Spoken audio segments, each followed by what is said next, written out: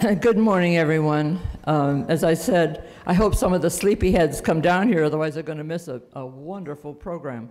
We're really honored to have Alane Weber with us today. She comes to us with over 40 years in the professional landscapes trades.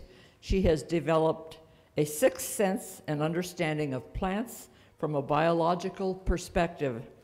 She lectures all throughout California on a wide range of topics, all focusing on the benefits and the actions of the soil food web. I'm happy to present to you Alane Weber. Thank you. I'm really honored to be here. My roots are in the landscape or the retail nursery trades. I kind of cut my eye teeth between the ages of 16 and 30 in a large, kind of old-fashioned 3-acre retail nursery. And of course, we always had rose lectures. We had a large greenhouse that up until the point that I started working there in '71 was just vacant in the winter, but it was ripe and ready for the American Rose Society rose pruning lectures every year. And we always looked forward to that big group of roses that would come in bare root season and the new pictures, and we would set them up over the counter, and all of us salespeople would have to study them. And I don't know if any of you know CAN, California Association of Nurserymen.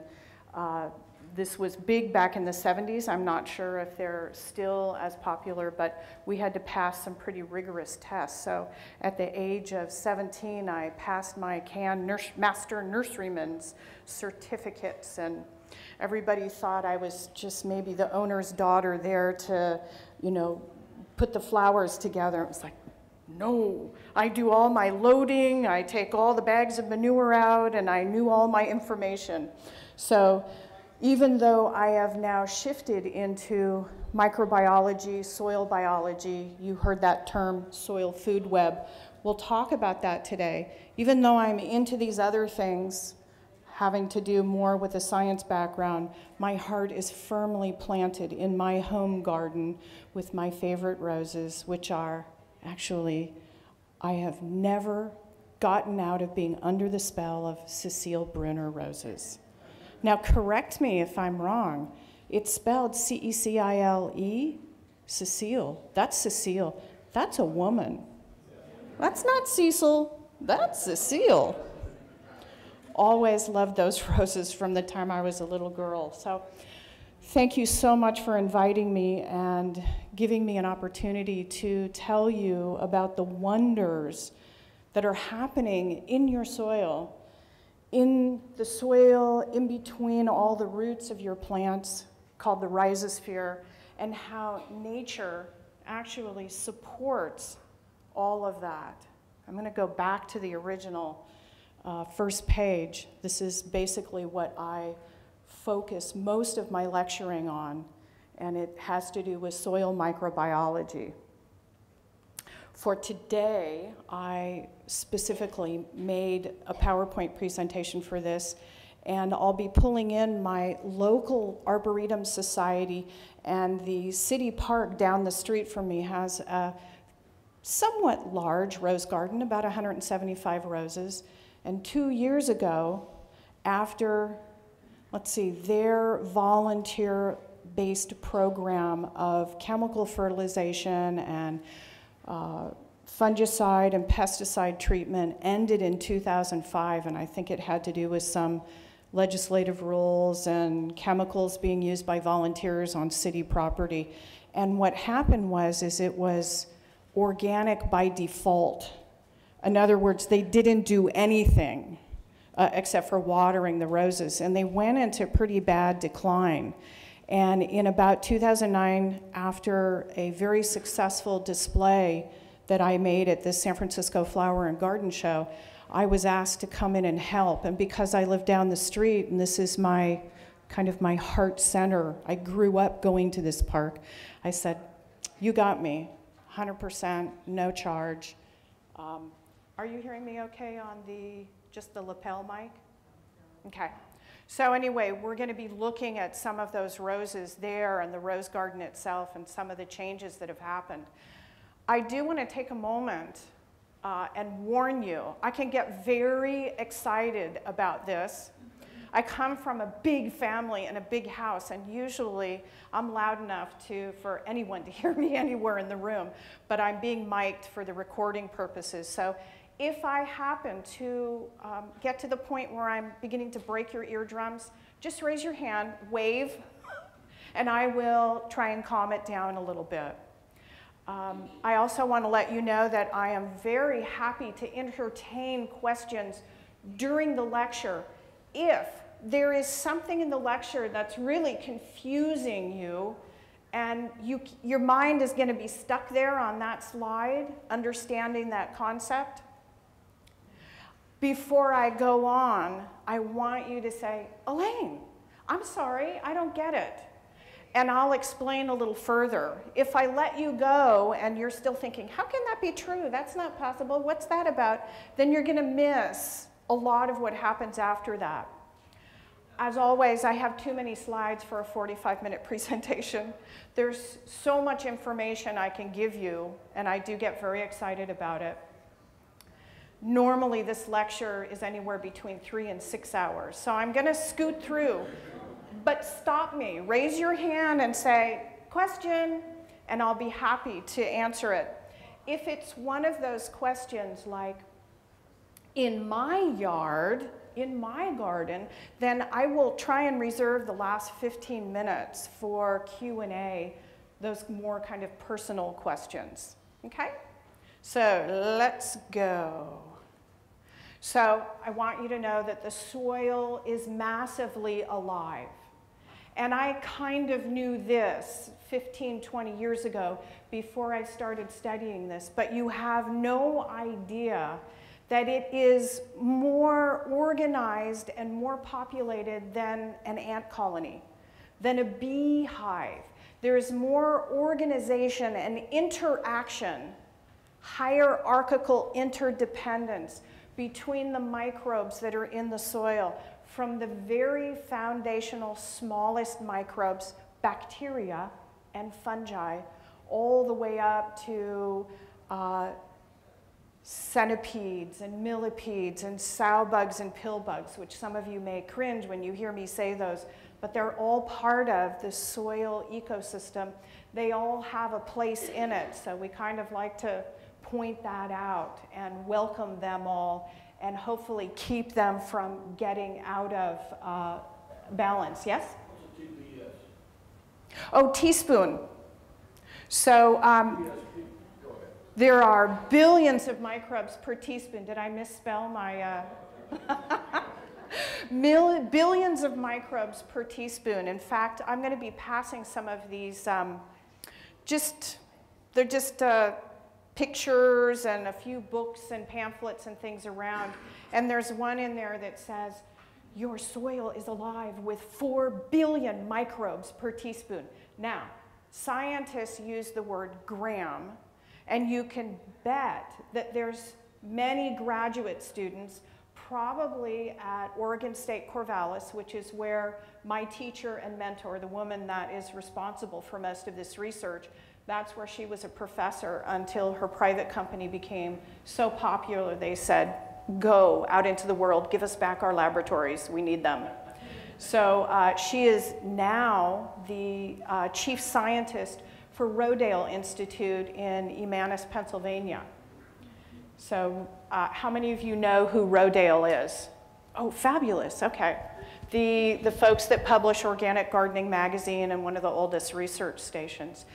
She came on as chief scientist 2 years ago, and I'm actually flying out next week to collaborate with her on a national program to train people about the soil food web and composting, so that it doesn't matter if your city or county has or doesn't have a master composter program. This will be a national level certification from Rodale. So the organic word is getting out there. So you can see your soil is massively alive. very highly organized. These microbes all know what they're doing and they know the place that they're fitting into. Now, come into the world of roses as I've experienced it, and I am not a rose professional, but what I have noticed from my years in the nursery and landscape industry is that roses for so long were hybridized and bred for their beauty and their resilience of bloom, and sometimes fragrance, which was always #1 on my list, but that oftentimes their natural disease resistance from a genetic standpoint didn't get on the list of characteristics and attributes that these newer roses are coming out with. Maybe now that's different, but certainly back in the 70s, 80s, and 90s, it was all about the beauty of the plant and the growth. And so roses, really, from my standpoint as a professional gardener, roses have gotten a bad rap. You know, they're fussy. Oh, they take chemicals. Oh, we don't like them. So 15 years ago, I began experimenting with organics to see how could we replace some of those chemicals, some of those pesticides, certainly the systemic ones, which don't stay in the plant alone. They do translocate out into the soil, and roots touch and talk and share material, and they spread around that way and don't ever grow lettuce or other edibles in between your rose plants that have systemics in them. You know, the new Bayer labels say you can actually use that on edible plants. And I just chill inside at the thought of that. So anyway, we're finding ways to use organics to get roses out of this kind of fussy funk that they've been in from the people who don't really know a lot about roses. It's been holding them back for years. So we are finding out these great ways. And I wanted to show you what was happening at the San Mateo Arboretum Society down the street at Central Park in San Mateo. This is about a 5-acre downtown park. And this rose garden was put in 1974. There's about 175 roses, some in blocks of all one named variety and some very dispersed and diverse roses. Some of them are 35 years old, and the canes they're fabulous. I love those really old, naughty character canes. One of the interesting things that we found out is 2 years into this organic trial, those canes began to resprout like they hadn't seen in 15, 20 years. So very exciting. So here's our little Central Park. The Rose Society, or the volunteers there, are the ones that take care of the roses. I think that was the glitch that kept us from using chemicals. And I told you that it was 2005 that program ended, and it wasn't until 2010 that I came in and started applying compost, well-made compost, not this stinky, smelly kind that's still hot and looks black. So that's a whole nother lecture.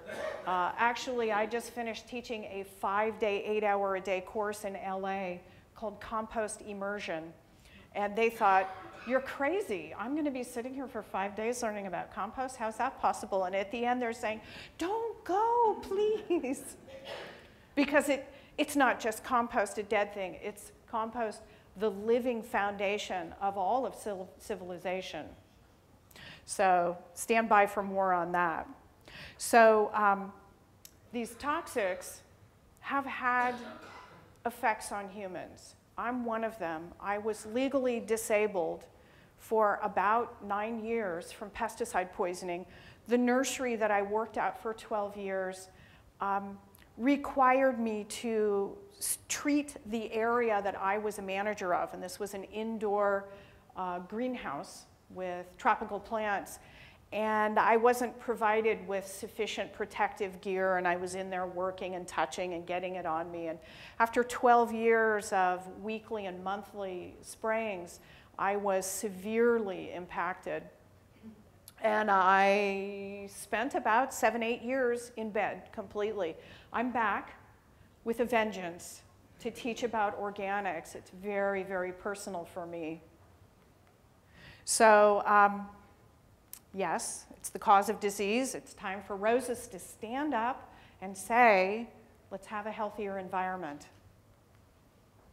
So, okay, pretty obvious. When you don't do anything with roses, you end up getting black spot, rust, powdery mildew, sometimes some other problems down in the roots, especially if the drainage isn't tip-top. So this is me. I'm actually spraying something called compost tea. I have a 200-gallon tank and a long hose, and I'm in there early in the year. I think this was probably in February of this year, March, spraying all the rose canes with compost tea, and right after that, a layer of compost and mulch went down, and we are just using organic fertilizers. So we do use fertilizers, but they're all a raw organic source. We actually got a lovely donation from a company called Dr. Earth. I met Milo in one of the professional trade shows, and we are one mind. And when I told him my story about being poisoned with pesticides, we went off into a corner and passionately yelled at each other, agreeing with everything. And he said, here, I'm going to send you a pallet of this fertilizer. And so I donated it to the Rose Garden folks. So I put this slide in just as a reminder that if you are able to make compost in your own yard, it could be the best compost you'll ever use. Municipal facilities often don't have the time and the space to deal with all the green waste that's coming in now. I don't know if it's so in other states, but certainly in this area in California, it's now so popular, people are putting all that stuff they don't want to compost and green waste in that bin. They need to deal with it pronto. And there's so much green in it, the temperature gets so hot, but there is generally not enough manpower done to it to keep it from going stinky smelly. When you make compost in a small bin in your own backyard, with your own resources, you can make the best compost available. So if you have a local master composter program through your county, through your extension agency maybe, sometimes it's through cities across the United States, or you're close. Anybody from Pennsylvania? No? Well, there's a great program there with Rodale, to be sure. This is part of the course that I used to teach for San Mateo County called the Master Composter Program. It's now defunct, unfortunately. So with all of the organic, 2 years of organic applications of compost, compost tea, a lovely 1/4-inch fir bark mulch on the surface to protect the biology in the compost, to hold the moisture in the soil so we can grow roses with less water, because I think most states are having issues with water one way or another. In California, they've definitely been warning us for years, the drought is coming, be ready.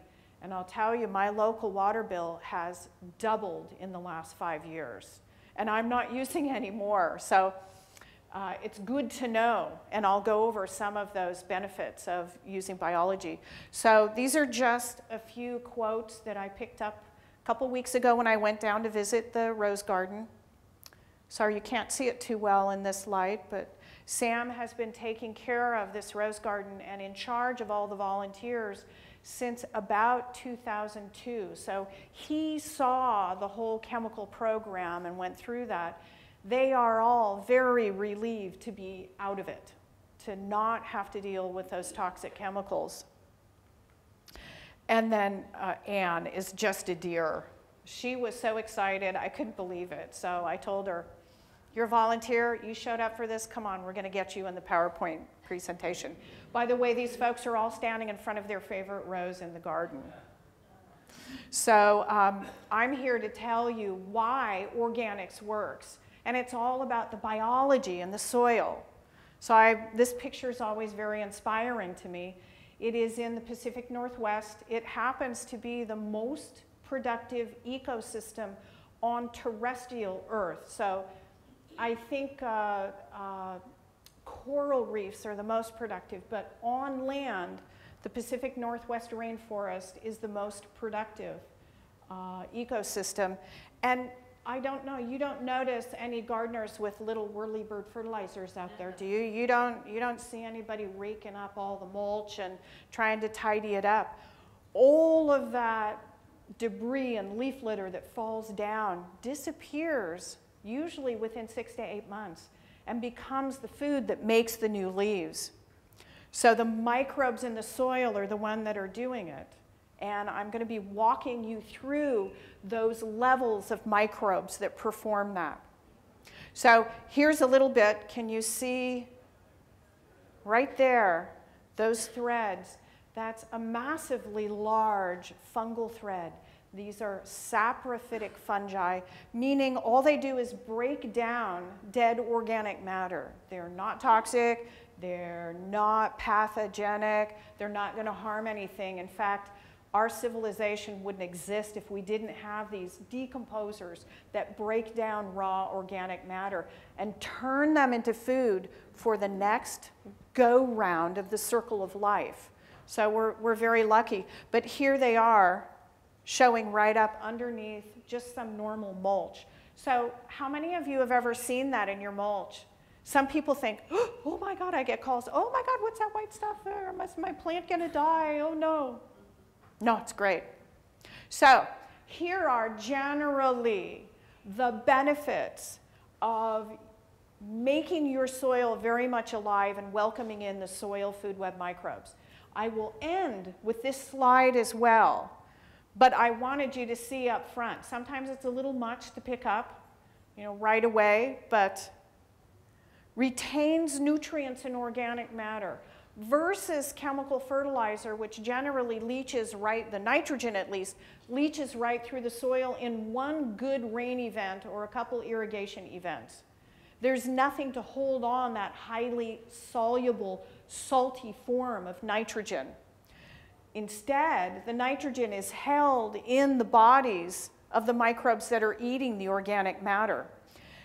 Another group of microbes that works with them then goes in and prepares that nutrient that's being held that was once a leaf or a blade of grass from your lawn and holds onto it and then makes it into the perfect fertilizer and actually feeds it right to the plant's roots. Not like us big clunky humans, the roots are down there and we have to pour from a bag. They're feeding it right to the root tips, giving it right to the plant in the perfect molecular form and the perfect level that they want. The soil microbes build soil structure. This is where aggregation comes from. So any hort people in here, you always learn about aggregation, but for years and years they only attributed aggregation to cation and anion and the weak bonding in clay and different minerals in the soil. No, the biology, the living aspect of the soil is so much more powerful. Bacteria are sticky by nature. They make a sticky slime. Now, you all may know that from those science experiments. In the back of the refrigerator, the leftovers from the restaurant 2 weeks ago, and you pull it out and it's like, yeesh. Well, try this. I learned this from my husband. Right after we married, he started showing me some of the things he had done as a bachelor for 30 years. In other words, he finds these foods in the refrigerator, and to try and figure out whether or not they're good to eat, I don't think he has a good nose. He sticks his finger in and then spreads his 2 fingers to see if it forms that sticky thread. Yeah, good thing I came along. He might have been a Darwin case. But that's the natural stickiness that bacteria has. And not only is it sticks to itself, it forms those icky globs, but in the soil, it sticks sand, silt, and clay particles to each other. It sticks them to organic matter. It holds the soil in. That's called microaggregation. So anyway, oh, I got another slide that has all that in it. I'm jumping the gun. See, I get very excited. So building soil structure, we'll get a little more into that, which reduces compaction, it reduces erosion, and suppresses disease and enhances health and decomposes toxic residue. How fabulous is all of that? So I'll keep going. Good, I'm right on time. So here is a little flow chart. This is the warm and fuzzy friendly one. I have a very scientific one that most people recoil from and they start to inch towards the back of the room. No, this is the friendly one. By the way, this particular diagram is in a U.S. Soil Conservation Service booklet called the Soil Biology Primer. I have a copy of it here. I will pass it around the room. It's probably about 40 or 50 pages, but it is the best, most concise version of all of the microbes in the soil food web, their functional groups and what they do in the soil, how they benefit. It's a little scientific, but the pictures are great. It's like a National Geographic for the soil. It's available as a free PDF download. So now, you know, this is nationally funded, government funded, Soil Conservation Service.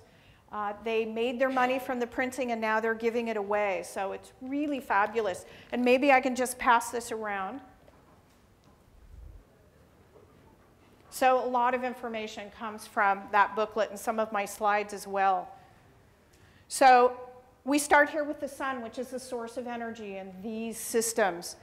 They grow plants, green plants. Green plants slough off dead organic matter. Whether we're talking a root hair as it's growing through the soil, sloughs off little pieces to keep that root tip fresh, or we're talking grass cycling. The last time you mowed your lawn, did you leave the grass clippings on the lawn or did you take it away?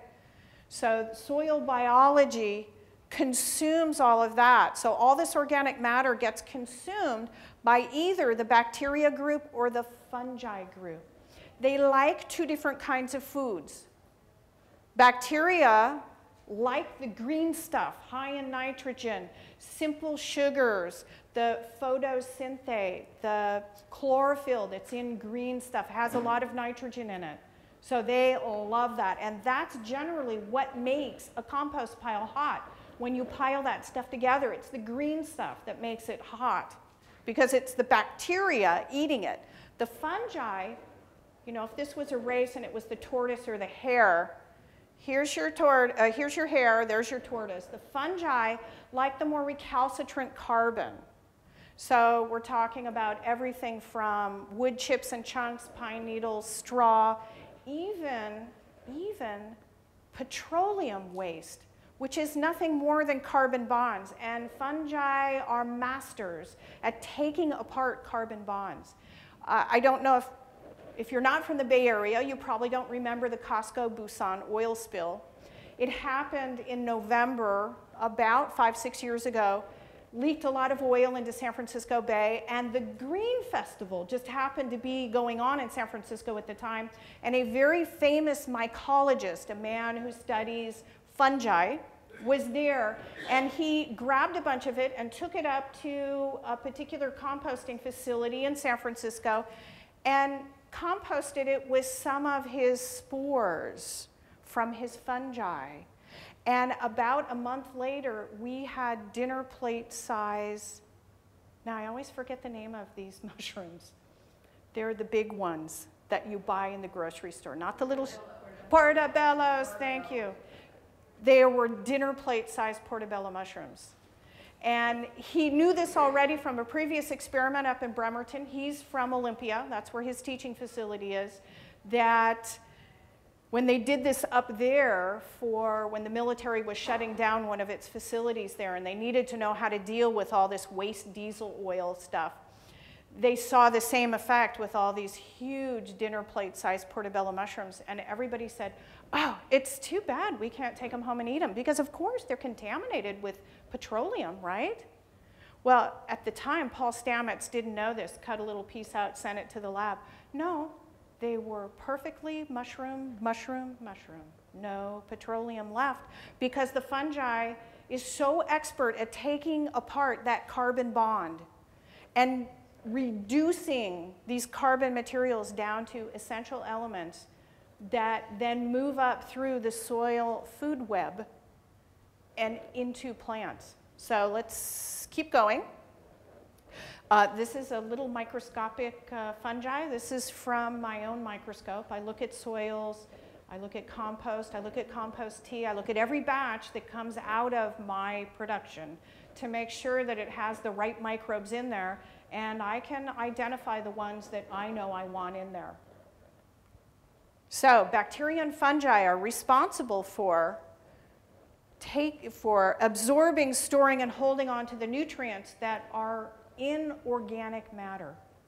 Like I said earlier, whether it's the leaves that fall on the forest floor in autumn or the grass clippings that you're producing when you mow your lawn, it takes that material and holds on to it, decomposes it, and stores all of that energy, all the nutrients and the minerals and everything in their bodies. It builds soil structure through aggregation. We were talking about that earlier with the sticky bacteria. The fungi also exert their influence on the soil as well. The microscopic fungal threading, the threads that are the body of fungi, very microscopic. Now you and I see the mushrooms, that's the fruiting body, or if you will, the flower of a fungi. We see that on the surface. But before that ever comes to the surface and displays itself, there are masses and masses of microscopic fungal hypha. It's called hypha. And it's about 4 to 5 micrometers in width. A micrometer is the size of generally a single bacterium. 1 micrometer is 1/1000th of a millimeter. So we're talking very, very tiny. It's the smallest thing I can discern in my 400 power microscope when I look. So I can check at that foundational level. Bacteria and fungi in your soil in good numbers also improve water holding capacity because all that organic matter is beginning to be broken down and converted into the bodies of living organisms that all need water. So they're all holding small amounts of water. But when you have 2 and 3 billion of these microbes in every teaspoon of soil, how many teaspoons in your yard? How many teaspoons just inside the rhizosphere, the root zone of one rose bush? It's amazing the effect when you really turn on and enable life in soil. So they also filter and decompose toxins. So many of these microbes that exist freely in nature like nothing more than to break down some of the carbon bonds in some of the old pesticides that are the residues left in soil. Herbicides are generally a different character. They're much harder to break down. And there are some on the market now, I believe manufactured by Bayer. There's one now that's just come out that does not break down in compost. Does not. They don't know how to break it down as of yet. So it persists through systems. We got to watch that. So they also compete with plant diseases. So they outcompete many times. Here is a scanning electron micrograph of the bottom of terrestrial life. This is the place where dead material becomes living material again and jumps back into the circle of life. And at some point I'm going to get technologically advanced enough, so I'm going to have a little clip of the Lion King and that song, The Circle of Life, playing in the background when I talk about this. For me, it's very inspiring. I always get chicken skin when I talk about it. But here, see, I'm easily impressed in some areas. This is all bacteria and fungi. Scanning electron micrograph, very tiny. Remember I said 1 micrometer?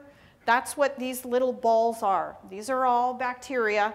Little bit of healthy saprophytic fungi here, the little straps.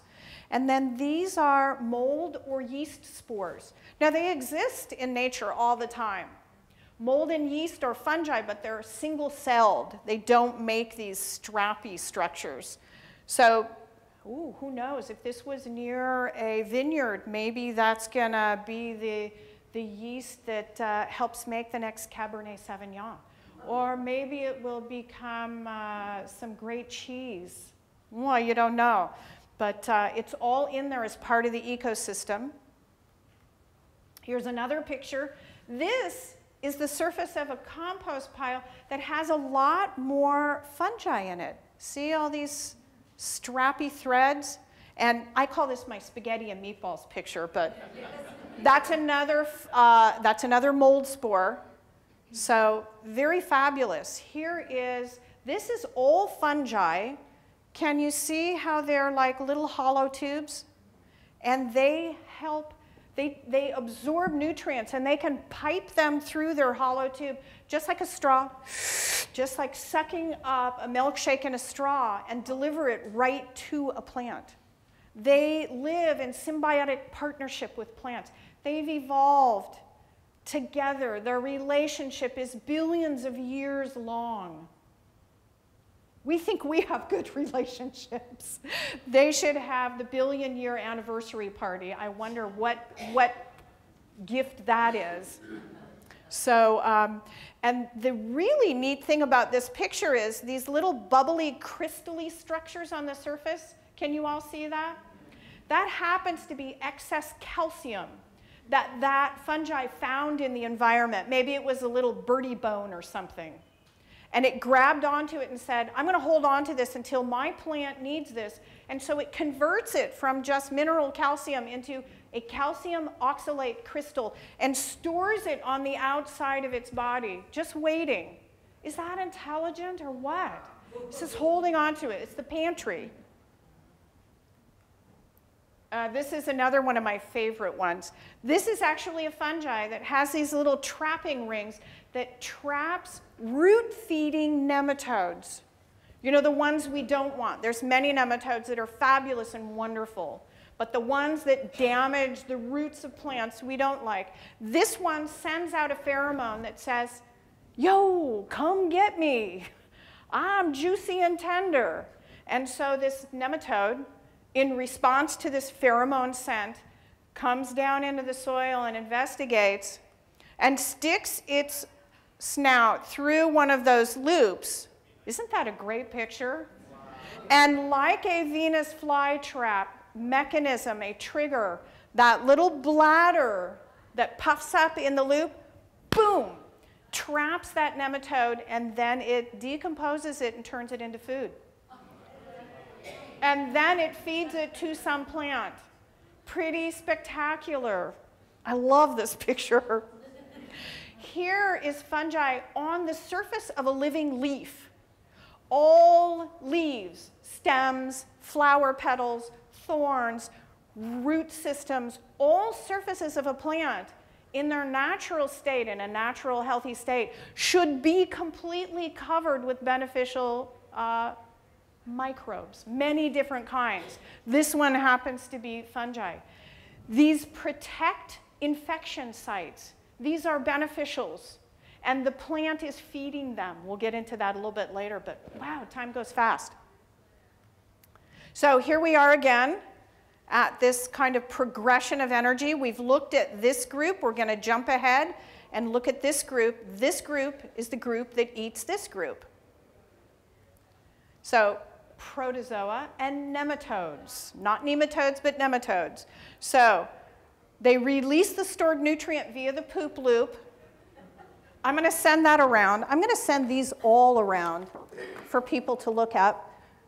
Maybe I could get someone to, they're all little bits and pieces of things. I developed the poop loop because, well, you'll see the alternative is very complicated. So they improve soil structure again. Their movement in the soil creates aeration pockets. And they also improve water holding capacity and air holding capacity. So here's a couple of pictures. Amoebae. Here's a ciliate. Here is, well, let's see if we can get this. Nope, for some reason. This has some nematodes. This is from my microscope, and I took a video of it, and it actually shows some of the critters moving around like this, but technical difficulties, sorry, it's not happening. Here's a bacterial feeding nematode. Notice the jaws of death, grabbing bacteria and stuffing them in and eating them. And then here's a predatory nematode that's eating another nematode. There are fungal feeding nematodes as well. So, I'm sorry? These nematodes are good. Yes, these are very excellent nematodes. Won't touch or bother plants' roots at all. So we're going to really focus in on this poop loop phenomenon. Here's my poop loop. I developed this because this is what it's really talking about. So I just pulled this from a chemistry, biology textbook. I'm going to go back to here, just because of the time. So, source of energy, sun, living plants, dead organic matter. The decomposers take that down and then get eaten by the microscopic soil predators. And what happens then? What happens when any of us eat? Pooping happens. That usually wakes crowds up. I'm really good early in the morning and right after lunch when everyone's falling asleep. Sometimes I'll make people say poop. So pooping happens, but that releases the perfect formulation of nutrient that plants want. And there's great stuff coming. And that keeps happening, all the way up to vertebrates. We're not going to go there, don't worry. It's too early in the morning. So you might say, Alane, come on, this is all very microscopic. How much nitrogen is actually released? Now, I'm not a numbers person and I'm not a scientist. I'm a lover of plants. I'm a plant nerd. It's a new designation. But the scientists have done the work for me. So they know from working with protozoa, they are generally in an average soil about 50,000 protozoa in a gram of soil. Gram is about a teaspoon. They know that they release 8,000 molecules of nitrogen from the poop loop, from the backside of those protozoa. And if you do the math, that's 400 million nitrogen atoms per day, per gram of soil. That translates to 7 micrograms of nitrogen. So 400 million atoms of nitrogen equals 7 micrograms. They're released primarily in the root zone. And they have found, scientists have found, that plants only require 0.2 micrograms of nitrogen per day. So there's plenty of nitrogen in a good, healthy system, organic system, where the microbes are doing the nutrient cycling. There's plenty of nutrient available. Not so like when the rose garden volunteers stop doing anything. That's not organic. That's neglect. You have to feed this system. But here's the old idea where you're feeding the soil, not the plant. And you're letting the soil be the prep chefs. And the digestive system for the plant is in the soil. And then they feed the root system of the plant, the perfect formulated fertilizer that they want. And it's perfectly in balance. So we're going to talk just a moment about roots, because this is a wildly awesome and new and important concept. And I want to see some jaws drop out there. So weedy species, grasses, you know the weeds that come up when you disturb the soil and their seed is on the surface and they go, it's my opportunity to grow it and grow anywhere.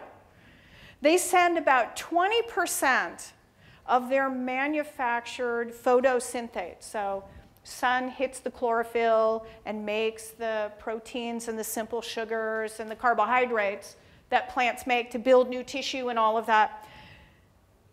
We'd send about 20% of that energy down into their roots. Most of their energy goes into new mechanisms to be the fastest growers on the block. Annuals and perennials send about 60% of their energy down to the roots. And shrubs and trees, up to 80% of their manufactured energy goes to the roots. And you probably want to say, well, why? Why do they do that? Well, of course, they're building more roots. Structural roots to hold in place, lateral roots for more absorption of minerals and nutrients. But almost 50% of this material that gets sent down there is released freely into the soil out of the root tips. It's called exudate. When I first met Dr. Ingham, who does all this research, I was listening to her lecture. Now, she's also a mom, including a world-famous scientist, and she said, well, these exudates, they're like when my kids first ate spinach and they started chewing it and then they decided they didn't like it and they just let it dribble out their mouth. They said this food is literally freely being leaked out the roots into the soil. And most people think, this sounds very counterintuitive, plants don't waste resources.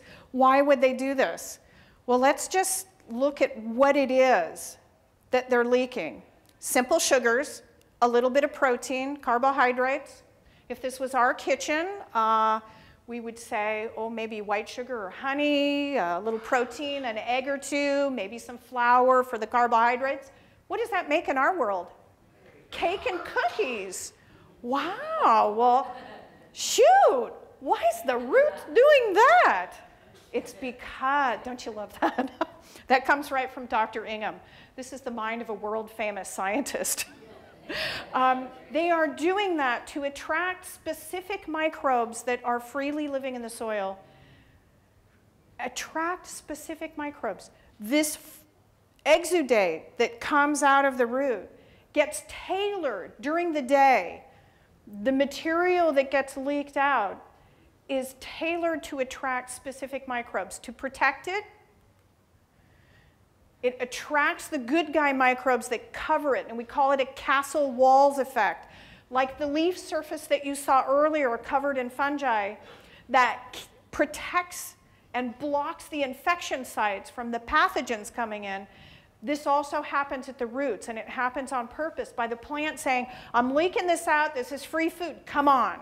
Now, if you drove down the street and you saw a big, huge smorgasbord on the sidewalk, don't you think it would be covered with folks coming to get the free food? This is what happens in the soil. And they are wildly enthusiastic, and they attract more. And then they attract the guys that eat them, the ones that we were just looking at, and then they eat them and they poop, and it's all happening right around the roots. The roots are attracting this massive crowds of life and the soil food web to them. They're not sitting passively in the soil and saying, oh, well, you know, I know there's a lot of you living things out there and, you know, just benefit me whenever you can. No, they're saying, come on up, just like a barker at a sideshow in the circus. Come on up, I've got something for you, everybody show up here. It's quite amazing to see roots that are acting this way under the microscope. Very exciting. We call that castle walls effect. And as I just said, the plants are constantly changing that exudate to attract specific organisms. Because of course some organisms, some bacteria do better at lower temperatures or higher temperatures. We have a fabulous temperature swing during the day, during the seasons, during the year. Some microbes will do better at one temperature, others not.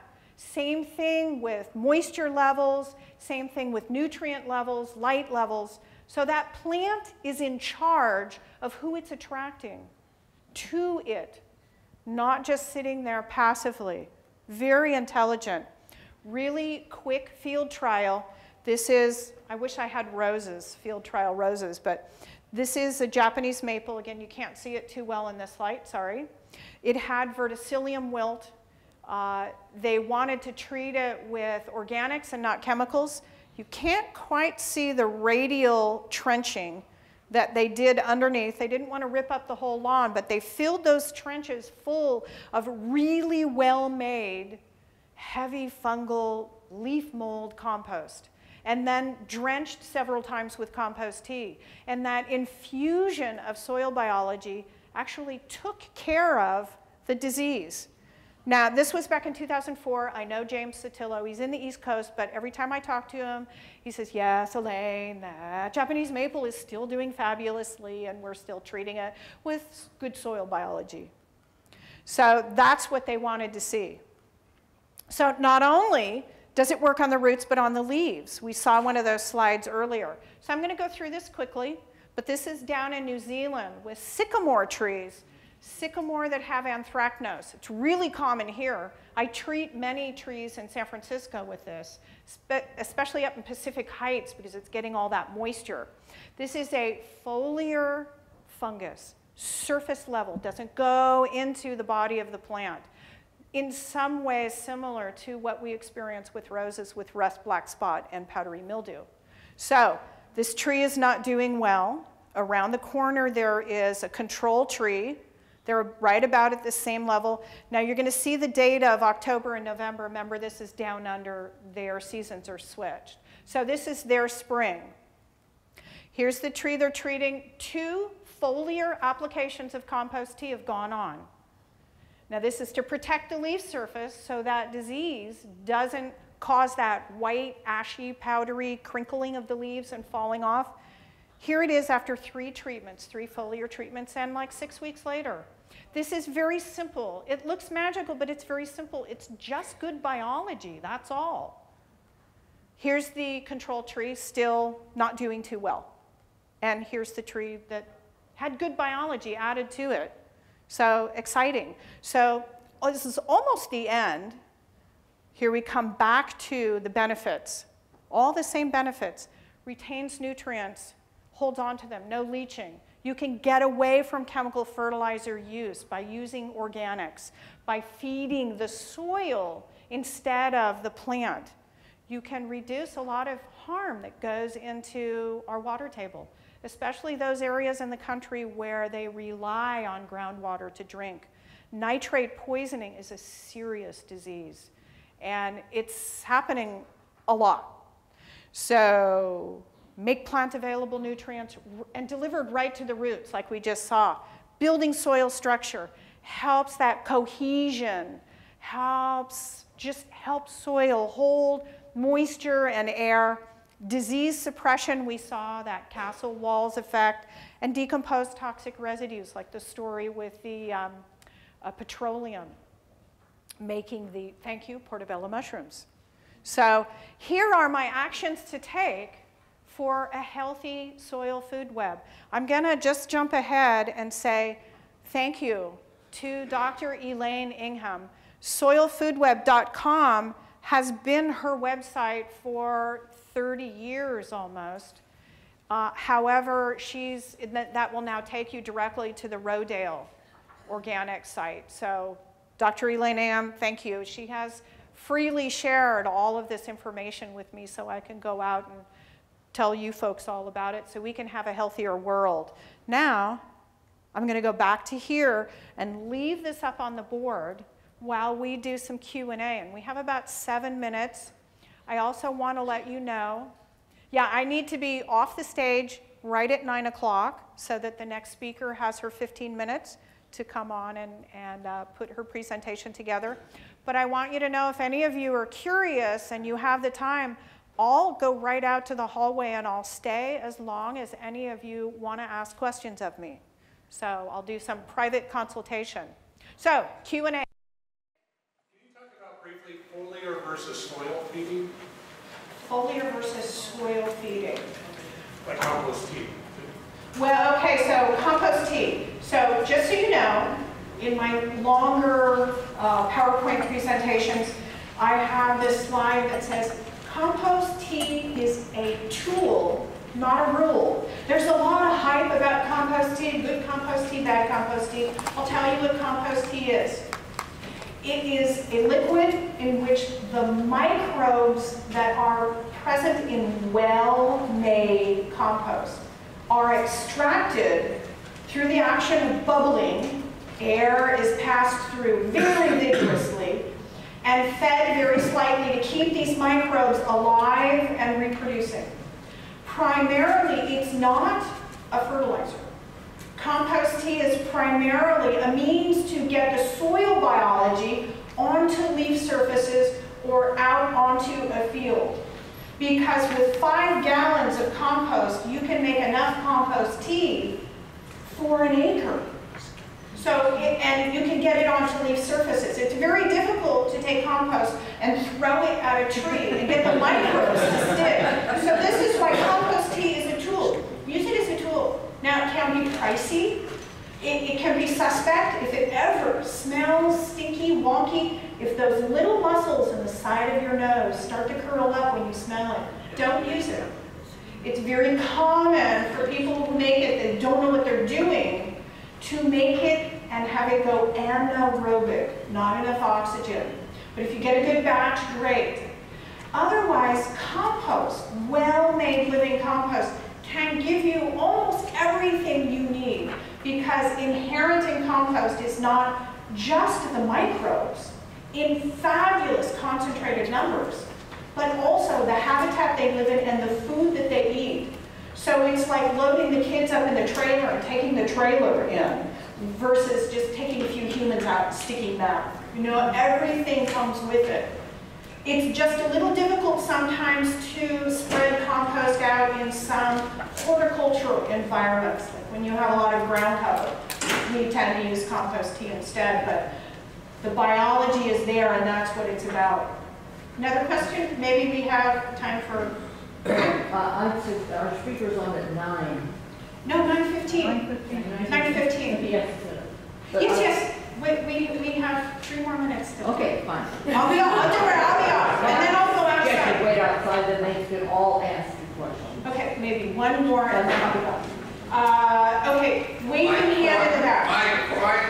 My causal fungi, this time of year, aren't they like going down in their activity? And if you apply them at this point in time, other than in just the compost layer, they're not going to really be very effective until next year. Did I hear you say mycorrhizal fungi? Yes. Okay, mycorrhizal fungi is a particular type of fungus, the spores of which you can buy because they know how to grow them. So if I bought... Hang on, let me finish, and then we can talk outside if you want more. You can buy mycorrhizal fungi, which is Greek for fungus, root fungus. They partner with the roots by actually growing into the root and extending out the root system's grasp into the soil, anywhere from 18 inches to 3 or 4 feet. Kind of like hair extensions, but it's a living system, growing into the root and moving out from there. The only way you will ever get these products to wake up and attach to the roots is if that exudate, remember the exudate that comes out of the root, has to literally, like Prince Charming, kiss the spore that you buy, the dusty powdery stuff. It has to actually touch it and wake it up. So it will be active all times of year. Mycorrhizal fungi are always active partnering with the roots, but you must place them on the roots. So when you are planting, bare root or not, that's when you use your mycorrhizal fungi product. Okay, so that's all the time, and I'll be outside answering any questions that you have.